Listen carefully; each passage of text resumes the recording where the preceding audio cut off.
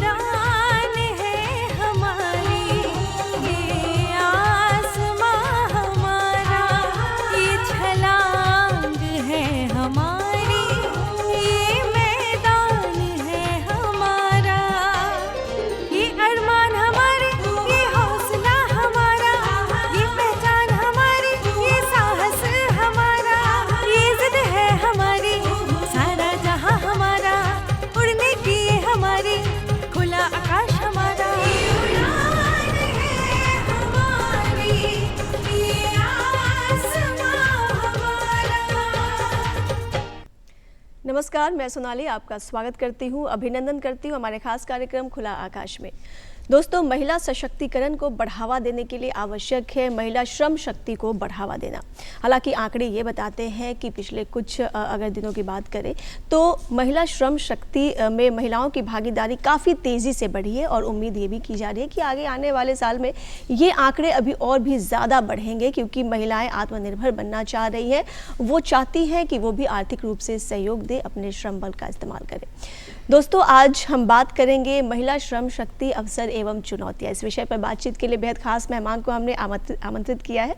हम आपको उनसे रूबरू कराएं, उससे पहले आइए उनके बारे में कुछ जान लेते हैं।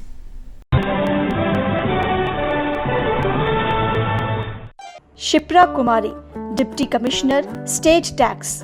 बिहार के दरभंगा की बेटी शिप्रा जी बीपीएससी 2018 के 56 से 59वां बैच उत्तीर्ण कर बिहार वित्त सेवा में 11वीं रैंक हासिल की।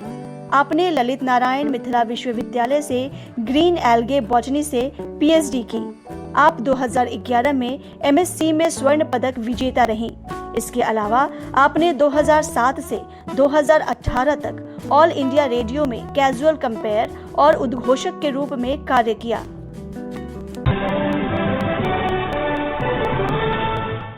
दोस्तों, हमारे साथ राज्य कर उपायुक्त शिप्रा कुमारी जी हैं। बहुत बहुत स्वागत है शिप्रा जी आपका। बहुत बहुत धन्यवाद आपको, और इस खूबसूरत से परिचय के लिए विशेषकर धन्यवाद। बहुत सारी बातें हमने आपके बारे में जानी। आप रेडियो में भी आपने अपना सहयोग दिया है और अभी आप जिस पोस्ट पे हैं वहाँ तो आपका सहयोग लगातार देखा ही जा रहा है। आज का हमारा विषय महिलाओं पर आधारित है शिप्रा जी, महिला श्रम को लेकर। महिला सशक्तिकरण का मुझे लगता है एक बहुत बड़ा पिलर है महिला श्रम। सबसे पहले ये बताएं कि महिला श्रम शक्ति है क्या और इसके अंतर्गत महिलाओं के कौन कौन से श्रम आते हैं? सबसे पहले तो हमें महिला श्रम शक्ति से पहले श्रम को समझना होगा। जनसंख्या का वो भाग जो कि 15 वर्ष से लेकर के 64 वर्ष तक की आयु का है, वो काम कर रहा हो या नहीं कर रहा हो, लेकिन उससे उम्मीदें हैं कि वो काम करे और हमारे आर्थिक जो क्षेत्र हैं उसमें कुछ ना कुछ अपना निवेश करे, अपना योगदान दे, तो उसे हम लोग श्रम कहते हैं। इसमें जो महिलाओं की संख्या है उसे हम लोग महिला श्रम शक्ति के नाम से जानते हैं। और अगर हम लोग ये बात करें कि किस किस तरह के कार्य आते हैं, हम लोगों ने कार्य को 4 भागों में बांटा है। असंगठित हो गया, संगठित हो गया, कुशल है, अर्धकुशल है, इसी में सारी चीज़ें आ जाती हैं। अब हम लोग अगर काउंट करने लगते हैं तो इसमें बेरोजगारों को भी काउंट करते हैं और जो कार्य कर रहे हैं किसी न किसी रूप में, उन सभी के भाग को काउंट किया जाता है, गणना की जाती है। इसके बाद हम लोग तय करते हैं कि कुल कितनी जो है आबादी वो श्रम शक्ति में आ रही है, नहीं आ रही है। और अगर हम महिलाओं की बात करें तो वाकई हमारी स्थिति अभी तो दयनीय है। थोड़ी बहुत तो बढ़ोतरी है, लेकिन अभी भी हम लोग के पास बहुत स्कोप है आगे बढ़ने के लिए। और स्कोप क्या, आवश्यकता है आगे बढ़ने के लिए। बिल्कुल आवश्यकता है आगे बढ़ने की। हालांकि महिलाएं काफ़ी उनके अंदर देखा जा रहा है आत्मबल और आत्मनिर्भरता की जो बातें होती है काफ़ी ज़्यादा देखी जा रही है, आगे बढ़ रही है, काफ़ी तेज़ी से बढ़ रही है। अगर हम बात करें समाज की, देश की, जब वो एक महिला श्रम शक्ति से जुड़ती है तो बदलाव किस किस तरह के आते हैं, क्या क्या लाभ होता है?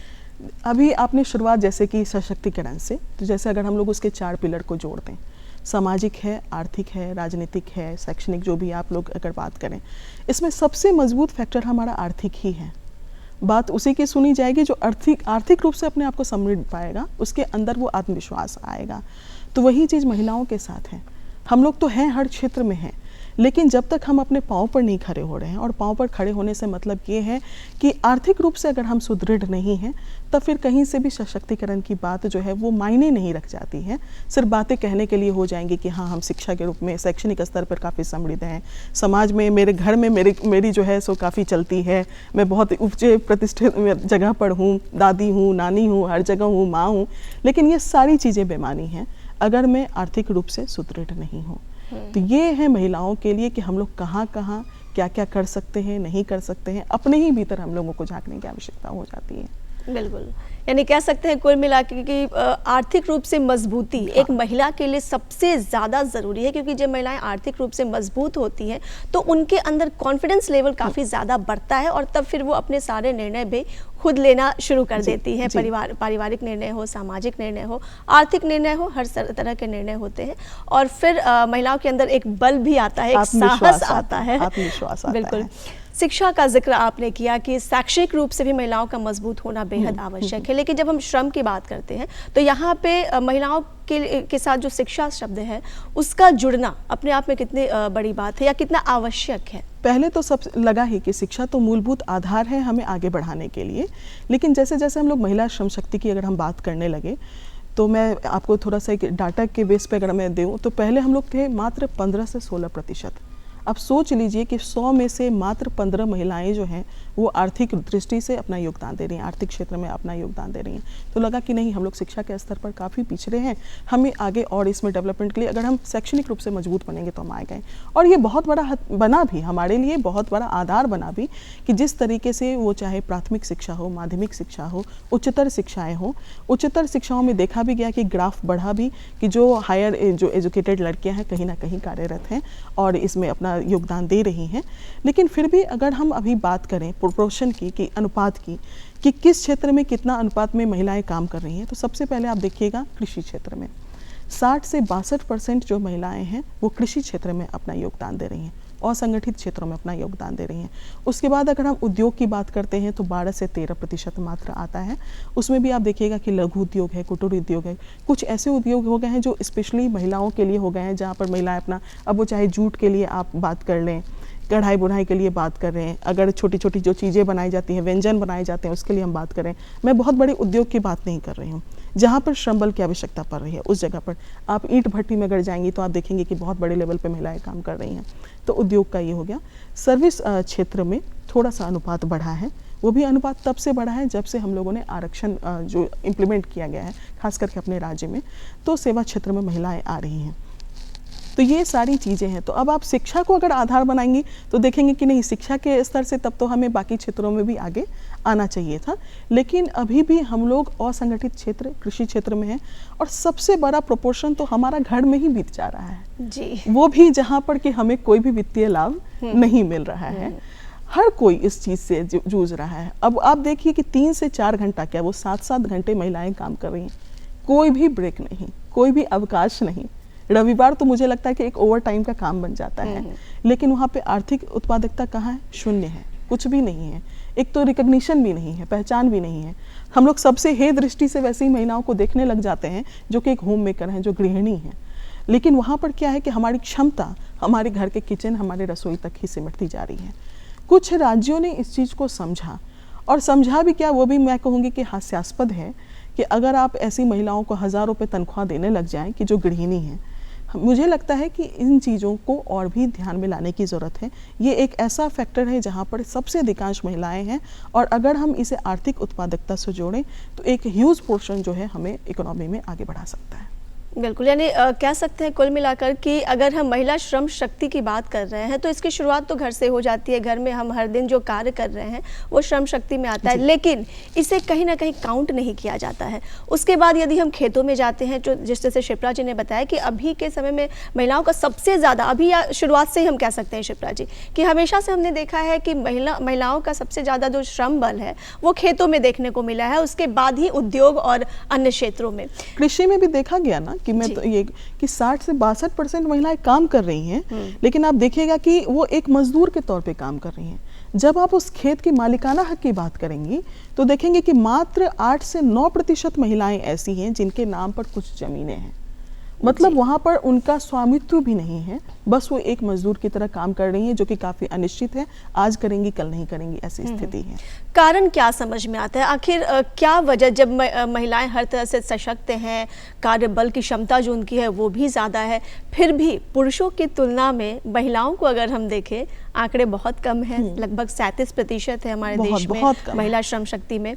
कारण क्या समझ में आता है? आखिर क्या वो रीजंस हैं जिसकी वजह से महिलाएं पीछे हैं? सिर्फ भारत नहीं, अगर आप वैश्विक स्तर की ही बात करेंगी तो लगभग यही प्रोपोर्शन आपको, यही अनुपात आपको आगे दिखेगा। हाँ, थोड़े से विकसित देशों में अधिक है, वहाँ पे आपको 50 से 55% देख सकते हैं, लेकिन हमारे यहाँ अब कारण की अगर आप बात करेंगे, कारण तो हमारे घर से ही शुरू हो जाता है। सबसे पहला तो अगर हम लोग धीरे धीरे जाएं तो पितृसत्तात्मक समाज है।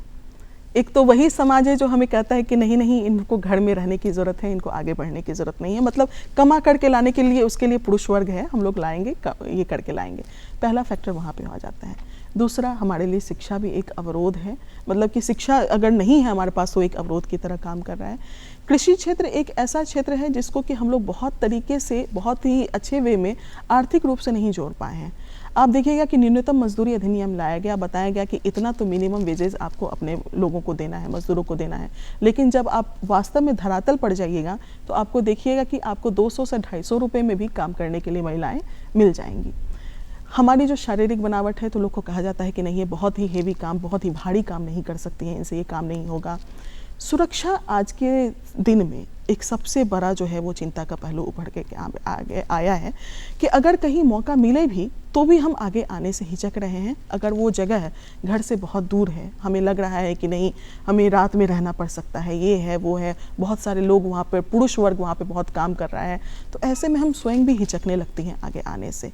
तो ये सारी चीज़ें, वो चाहे शिक्षा हो, स्वास्थ्य हो, सुरक्षा हो, ये सब हमारे रास्ते में एक ऐसे कहीं ना कहीं रोड़े बन करके उभर रहे हैं और हम लोग बहुत ही आगे उसमें नहीं बढ़ पा रहे हैं। ये बहुत सारे कारण हैं। अब आप देखिएगा कि हम लोगों ने, सरकार ने एक हमारे लिए लाया, मातृत्व अवकाश के लिए लाया प्रावधान। आपको सोच करके हैरत होगी कि प्राइवेट सेक्टर जो है वो इन चीज़ों को अभी तक ला नहीं रहा है। उनको लगता है कि अच्छा, कोई महिला वर्कर जो है वो आगे आने वाले में मातृत्व लाभ को लेने वाली हैं या उस दौर से गुजर रही हैं, तो उनको पहले ही टर्मिनेट कर दिया जाएगा। वो सीधे सीधे उसको अपने प्रॉफिट लॉस से जोड़ते हैं, उसको सीधे ह्यूमन रिसोर्स से, क्या अरे 6 महीना तो ये काम करेंगी नहीं, तो इनको हम सिर्फ घर में बैठ करके उसके लिए हम इनको सैलरी क्यों दें, तो वो सब हिचकने लगते हैं। कहीं भी आप देखिएगा कि बहुत सारा क्षेत्र तो पूर्वाग्रह से ग्रस्त है, पहले ही हम जान जाते हैं कि नहीं नहीं, ये कार्य तो महिलाओं के लिए नहीं बना हुआ है। हम लोग अगर पुरुष वर्ग कर रहा है तो बहुत अच्छा है, महिलाएं कर रही हैं, क्यों कर रही हैं? अब आप सिक्योरिटी की ले लीजिए इन सब चीज़ों का। आप कोई बहुत बड़े ऑटोमोबाइल में चले जाइए, कोई गाड़ी जो बेच रहा है वो उस जगह पे आप चले जाइए, अगर वहाँ पे लड़का खड़ा है, वो आपके गाड़ी के मॉडल्स को दिखा रहा है तो वो बहुत अच्छा है, सेल्समैन बहुत अच्छा है। अगर लड़कियाँ रहेंगी तो उसको हम लोग हे दृष्टि से देखने लगते हैं, ऐसी क्या मजबूरी थी जो ये काम करने के लिए आ गई, जो लोगों को बता रही है कि हाँ ये गाड़ी है, ये स्कूटी है, ये बाइक है। तो हम परिस्थितियां बहुत बदली है। हम देख रहे हैं किसी भी सेक्टर में जा रहे हैं तो अभी के समय में हम देख रहे हैं कि महिलाएं काफ़ी आगे रखा भी जा रहा है, कि हो सकता है रीज़न कुछ भी हो सकता है इसके पीछे। आजकल देखा जा रहा है कि महिलाओं को भाई आगे हम प्रमोट करेंगे, आगे रखेंगे तो शायद कस्टमर ज़्यादा अट्रैक्ट हो, मे बी हम लोग कहीं ना कहीं शो पीस बनते जा रहे हैं। हाँ, लेकिन फिर भी महिलाओं को मौका मिल रहा है, महिलाएं काफ़ी आगे बढ़ रही हैं। आगे बढ़ रही हैं, तो वही देखिए कि 15 से 37% पे आ गए हैं और हमारे पास अभी भी कितना स्कोप बन रहा है आगे बढ़ने के लिए। तो हम लोग यही तो बताने के लिए आए हैं कि हम महज शोपीस नहीं हैं, हम महज किसी अतिथि के आने पर फूल माला पहनाने के लिए या टीका लगाने के लिए नहीं बनी है कि फूल माला टीका के लिए आप महिला किसी कर्मचारी को आगे बढ़ा दीजिए और जहाँ पर डाटा प्रेजेंट करने की बात आ जाए, प्रेजेंटेशन की बात आ जाए, तो हम लोग अपने स्मार्ट किसी जो पुरुष कलीग को आगे रख देंगे। तो ये चीज़ें हमको खुद को लानी पड़ेंगी, डेवलप करनी पड़ेंगी कि हम लोग इसके आगे भी कर सकते हैं। अगर आप कोई तकनीकी रूप से कोई बात कर रहे हैं तो हम लोग उसमें भी सक्षम हैं। और जब हमारे देश में ही महामहिम स्वयं महिला रही हो, अभी वित्त मंत्री अगर हमारी महिला रही हो, तब भी हमें श्रम शक्ति के लिए इतनी बात करनी पड़ रही हो, तो कहीं न कहीं दिक्कत तो है। बिल्कुल। हमारे सामने जो आज हमारी गेस्ट है शिप्रा जी, ये खुद राजगढ़ उपायुक्त हैं। तो भाई अब हमें क्या चाहिए? महिलाएं काफ़ी तेज़ी से आगे बढ़ रही है, थोड़ी और मशक्क़त की ज़रूरत है। और मुझे लगता है अभी के समय में सुरक्षा, अभी हाल की घटनाओं का अगर हम जिक्र करें तो जिस तरह से लगातार महिलाओं के साथ घटनाएं हो रही है, उसे देखते हुए सुरक्षा एक बहुत बड़ा फैक्टर है। क्या क्या परेशानियाँ होती हैं जब महिलाएं श्रम शक्ति में शामिल होती है? खासकर सुरक्षा की आपने बात की, या फिर कई सारी ऐसी स्वास्थ्य की आपने बात की, या फिर और कई तरह की पाबंदियां होती हैं। थोड़ा अवसर का जिक्र हम कर लेते हैं कि महिला श्रम शक्ति की अगर हम बात करें तो अवसर कहाँ कहाँ क्या क्या है? जो ये गैप है 36% से लेकर के ये जो 100% की अगर हम बात करें तो गैप ही हमारे लिए अवसर है। जरूरी ही है कि जो 100 में अगर 36 ही लोग काम कर रहे हैं तो बाकी तो हमारे लिए अवसर ही अवसर है। और हर क्षेत्र में सरकार हमारे लिए खड़ी है। ज़रूरी है कि हम उस चीज़ को समझें, हम उस अवसर को समझें। ज़रूरी नहीं कि आप बॉर्डर पर चली जाएं लड़ने के लिए, देश की सुरक्षा करने के लिए। आप जो ही काम करना चाहती हैं वही हमारे लिए अवसर है। वो अगर आप कृषि में काम करना चाहती हैं, शिक्षा के क्षेत्र में काम करना चाहती हैं, सुरक्षा के क्षेत्र में काम करना चाहती हैं, औद्योगिक क्षेत्र में काम करना चाहती हैं, तो हर जगह हमारे लिए अवसर भरे पड़े हैं। क्योंकि हर जगह ये भेद इतना है, ये गैप इतना है, जिसको फिल हम लोग अथाह रूप से भी कर सकते हैं। अभी आप देखिए कि प्राथमिक, अभी हम लोगों ने कृषि क्षेत्र की बात की, तो वहाँ पर क्यों ना हम लोग अपने में एक वैज्ञानिकता दृष्टिकोण ले आए कि पारंपरिक रूप से जो कर रहे हैं वो नहीं, एक वैज्ञानिक अप्रोच लाएं। हम देखेंगे कि अगर दक्षिण भारत की तरफ आप थोड़ा सा देखें तो वहाँ पर ये दृष्टिकोण अब सामने आते चला जा रहा है। महिलाएं जो हैं बहुत ही बड़े स्वयं सहायता समूह जैसे छोटे छोटे समूह बना रही हैं, जैसे अपने लोगों के यहाँ सेल्फ हेल्प ग्रुप जो है जीविका काफ़ी अच्छा काम कर रही है, तो वैसा ही चीज़ है। तो वो लोग खेतों में भी उतना ही अच्छा काम कर रही हैं, बेहतरीन प्रदर्शन कर रही हैं, उत्पादकता बढ़ा रही हैं, अपने लिए तो अनाज इकट्ठा कर ही रही हैं, उसको बाहर सेल भी कर रही हैं। और अब तो हमारे पास डिजिटल प्लेटफॉर्म है। तो कृषि ये हो गया। उद्योग का देखें तो बहुत सारी चीज़ें तो लगता है कि हमारे ऐसे ही है, मतलब पारंपरिक रूप से ही हम लोग उसको निभाते चली आ रही हैं। वो चाहे कढ़ाई हो, बुनाई हो, अगर आप ये जो बना रही हैं बड़ी है, ये सब जो चीज़ें घर की जो छोटी छोटी चीज़ें हैं जिसको हम लोगों ने लघु उद्योग, कुटीर उद्योग, फिर उसको ही आगे बढ़ा करके मध्यम उद्योग में हम लोग ले आए, हम लोग इसमें भी आगे बढ़ सकते हैं। अगर कुछ नहीं आपको लगता है कि आप एक अच्छी लीडर हैं तो आप देख लीजिए मुख्य पंचायत से लेकर के हर जगह आपको हम लोग, मतलब कि सरकार आरक्षण दे रही है, हम लोग उस चीज़ का फ़ायदा उठा सकते हैं। लेकिन हाँ, ये तभी कारगर होगा जब उसकी कमान भी हम अपने ही हाथ में लें। समाज को आप जैसे मुखिया की ज़रूरत होनी चाहिए, किसी मुखिया पति की ज़रूरत नहीं होनी चाहिए। ये चीज़ें हमें समझनी होगी कि अगर आप कमा रही हैं तो उस पैसे को यूटिलाइज करने की क्षमता भी आप में होनी चाहिए। आपको पता होना चाहिए कि आपकी कमाई हुई राशि कहाँ और किस रूप में, किस क्षेत्र में जा रही है। तभी हम लोग सही मायने में ये जो महिला श्रम बल की बात कर रहे हैं, ये सही मायने में आगे आ पाएंगी। अब देखिए कि मैनेजर तो हम लोग खुद ही हैं, बाई बॉन्ड मैनेजमेंट हम लोग जानते हैं कि घर के शुरुआत में अगर हमें 10,000 रुपये दे दिए जाते हैं कि तुम्हें महीने के एंड तक इसे खपाना है, हम लोग बहुत ही अच्छे तरीके से उसी में शादी ब्याह पूजा पाठ सब कर लेती हैं। तो जब आप घर का मैनेजमेंट इतना अच्छा कर सकती हैं तो आप कार्य क्षेत्र में भी बहुत अच्छी मैनेजर हो सकती हैं। तो हमें अपने अंदर की प्रतिभा को जानना होगा। अगर आप शारीरिक रूप से फिट हैं, अगर आपको लगता है सुरक्षा के क्षेत्र में भी जा सकती हैं, वहाँ भी है। महिला बटालियन तो अभी हम लोगों का गठन हो ही गया है, उसमें भी आरक्षण है। हर क्षेत्र में कहीं कोई कमी नहीं है, हर जगह अवसर ही अवसर है। बिल्कुल, यानी अवसर की कोई कमी नहीं है, बस ज़रूरत है अपने कौशल विकास की। यदि हम कौशल विकास को ध्यान में रखते हुए अपने आप को डेवलप करें तो जाहिर तौर पे जो संभावनाएं हैं, अवसर हैं, वो खुले पड़े हैं, कहीं भी कमी नहीं है इसकी। एक छोटे से विराम के लिए रुकते हैं और विराम के बाद जब हम लौटेंगे तो हम जानेंगे सरकार द्वारा महिलाओं को किस तरीके से सुविधाएं दी जा रही हैं, क्या कदम सरकार उठा रहे हैं महिला श्रम शक्ति को बढ़ावा देने के लिए। एक छोटे से ब्रेक के लिए रुकते हैं। नारी नारायणी है, समाज की सच्ची शिल्पकार है, ममता प्रेम धैर्य की धार है, सृष्टि का सौंदर्य है स्त्री, जीवन का संगीत है स्त्री, निडर है, लीडर है। हर स्त्री को चाहिए उसके हिस्से की जमीन और एक खुला आकाश। देखिए महिला सशक्तिकरण पर आधारित कार्यक्रम खुला आकाश सोमवार से शुक्रवार लाइव दोपहर 12 बजे सिर्फ डीडी बिहार पर। ब्रेक के बाद हम बात कर रहे हैं महिला श्रम शक्ति, अवसर एवं चुनौतियां विषय पर। शिप्रा जी हमारे साथ हैं, राज्य के उपायुक्त। शिप्रा जी, बहुत सारी बातें हमने महिला श्रम शक्ति के बारे में आपसे जाना, समझा। अवसर की खासतौर पे बात करें, बहुत सारे अवसर की भरमार है। अब थोड़ा हम जो सरकार है उनके द्वारा जो कदम उठाए जा रहे हैं ताकि महिलाओं की भागीदारी और बढ़े, 37% जो है वो बढ़कर 97% तक चला जाए, बिल्कुल जाए। हाँ। तो क्या कोशिशें, क्या कदम उठाए जा रहे हैं? सबसे बड़ा जो अधिकार जो हमें शुरुआत से ही दिया गया वो तो हमारे संविधान ने ही दिया। वो समानता का अधिकार हो, शिक्षा का अधिकार हो, अभिव्यक्ति की स्वतंत्रता का अधिकार हो, ये सारे अधिकार तो हमें भी पुरुषों के तरह समान रूप से मिले। जैसे जैसे महिला श्रम शक्ति में आगे अवरोध को देखे जाते गए तो बहुत सारी चीज़ों में सुधार लाया गया और देखा गया कि जैसे समान कार्य के लिए समान वेतन, बहुत सारे क्षेत्रों में देखा गया कि नहीं, महिलाएं पुरुषें कार्य तो एक जगह कर रही हैं, एक समान कर रही हैं, लेकिन उन्हें वेतन नहीं मिल रहा है। आज के दिन में भी जो असंगठित क्षेत्र है, जो गैर सरकारी क्षेत्र हैं, वहाँ भी आज के दिन भी ये भेदभाव देखने को मिलता है। लेकिन सरकार की तरफ से ये संशोधन ला करके समान कार्य समान वेतन किया लाया गया। दूसरा लाया गया कि जो महिलाएं हैं, जो हमें ईश्वर प्रदत्त जो चीज़ें मिली हुई हैं, अधिकार मिली हुई हैं, संतान को जन्मने का अधिकार मिला, तो ये जो चीज़ है यह भी हमारे लिए रुकावट ना हो, इसके लिए प्रसूति हित लाभ हमारे लिए अधिनियम लाया गया। जो पहले 12 हफ्ते था उसको बढ़ा करके 26 हफ्ता किया गया कि आप बच्चे के जन्म से पहले से लेकर के बाद तक उसके देखभाल देखभाल करने तक। आगे इसको बढ़ा करके चाइल्ड केयर लीव भी लाया गया, जिसमें आप 2 साल तक का जो अवेल कर सकती हैं।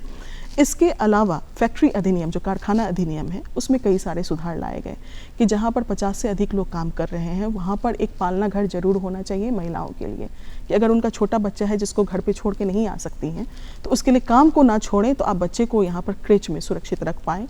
5 घंटे के बाद उनको थोड़ा सा आप विश्राम भी दे सकते हैं, उसका भी प्रावधान है। लगातार आप कार्य नहीं करवा सकते हैं, कुछ घंटों तक का प्रावधान है। जैसे जैसे जाइएगा अलग अलग उनके लिए रहने का, अगर कोई आवासीय चीज़ है, एक वॉशरूम सुविधा होनी चाहिए, हॉस्टल की सुविधा आज के डेट में लाई जा रही है। और कार्यस्थल पर यौन उत्पीड़न रोकथाम के लिए वो भी काफ़ी कारगर एक एक्ट है जो कि लाया गया है कि किसी तरह की उनमें असुरक्षा की भावना नहीं हो। हॉस्टल की सुविधा लाई जा रही है और कैंटीन की सुविधा लाई जा रही है। महिला हेल्पलाइन दिया गया है। फिर जो ये जो है पुलिस बटालियन है उसमें हम लोगों ने लाया है, उसमें आरक्षण दिया गया है। पंचायत वगैरह की हम लोग बात कर ही लिए हैं। अभी हाल फिलहाल आपने देखा होगा कि प्राथमिक शिक्षकों की भारी संख्या में बहाली हुई है, उसमें हम लोगों ने 50% तक का आरक्षण सरकार ने दिया महिलाओं के लिए। यानी कुल मिला के कह सकते हैं सरकार अपनी तरफ से लगातार हर प्रयासरत संभव है, अथक प्रयास कर रही है। जो हर संभव कोशिश हो सके ताकि महिला श्रम बल शक्ति में आगे बढ़े, उसके लिए पूरी कोशिशें की जा रही है। चलते चलते कम शब्दों में क्या मैसेज देना चाहेंगी ताकि महिलाएं श्रम शक्ति में अपना पूरा सहयोग दें? मैसेज क्या है, ये तो सभी महिलाओं के मन में है कि बस अपने अंदर विश्वास जगाना है कि हम सब कुछ कर सकती हैं, खुद से कर सकती हैं, बिना किसी के मदद के कर सकती हैं। सामने वाले से मदद लें, लेकिन उसके ऊपर आप आश्रित ना हो जाएं। अपनी क्षमता को पहचानें, देश का विकास संभव। बस अपनी क्षमता को पहचाने, अपनी शक्ति को पहचाने। आपके अंदर भरपूर शक्ति है। बहुत बहुत धन्यवाद आपका, बहुत बहुत शुक्रिया शिप्रा जी, बहुत अच्छी जानकारी आपने साझा की। और उम्मीद करती हूँ दोस्तों कि हमारा आज का कार्यक्रम आप सभी को बेहद पसंद आया होगा। हमारे कार्यक्रम से जुड़े कोई भी सुझाव आपके पास है तो आप हमें ज़रूर बताएं, और उसके लिए हमारा ईमेल आईडी नोट करें। हमारा ईमेल आईडी है director@gmail.com। और इसी के साथ खुला आकाश की पूरी टीम को दे इजाज़त। नमस्कार।